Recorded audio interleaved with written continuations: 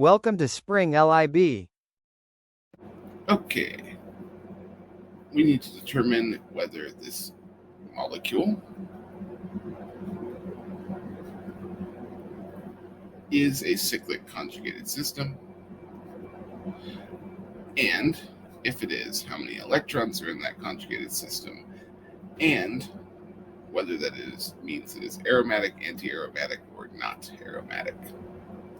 Well, in order to have a cyclic conjugated system, every single atom in the ring must be sp2 hybridized, or nitrogen and oxygen can sort of undertake this pseudo sp2 hybridization. But since all we have is carbon, then we need every single one of the atoms to be sp2 hybridized. But we will notice, in fact, that this carbon right here, with its two implicit hydrogens now, is clearly sp3 hybridized. And unless we can go all the way around the ring from sp2 to sp2 to sp2, etc., and so forth, we do not have a cyclic conjugated system. We don't have a conjugated system, or at least not in a cyclic sense. Therefore, the answer to A is 0. That's how you indicate that we don't have a cyclic conjugated system. And if you don't have a cyclic conjugated system, it cannot be aromatic or anti-aromatic. It must be Na for non-aromatic. Now let us consider our next molecule.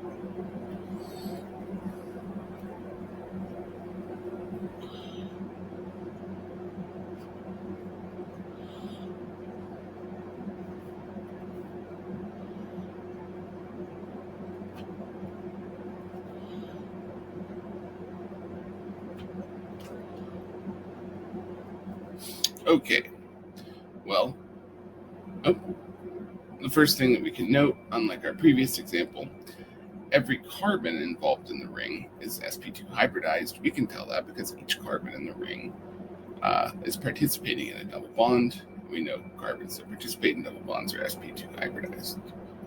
As for the sulfur and the nitrogen, if they are so influenced by their surroundings, in the case of sulfur, it can adopt an sp2 hybridized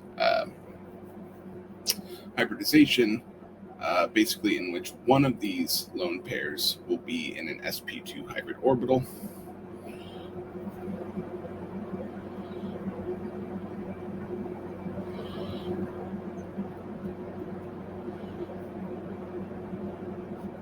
And the other lone pair will be in an unhybridized p orbital in the plane, along with the p orbitals of the carbons.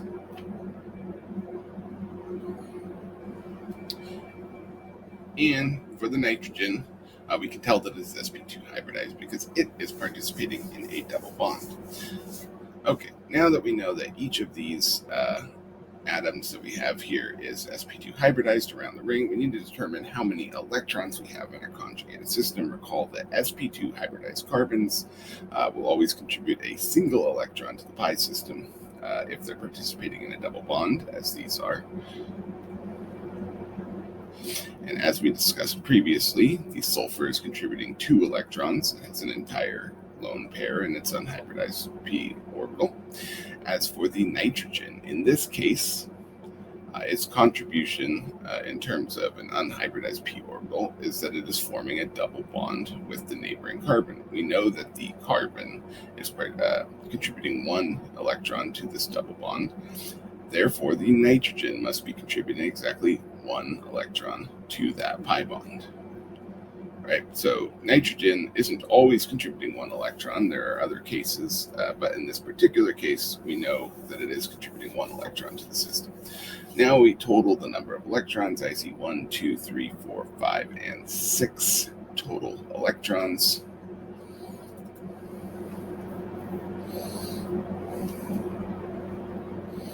Okay, and as for part B, well, recall that based on the 4n plus 2 rule for aromatic systems, when n is 0, this equals 2.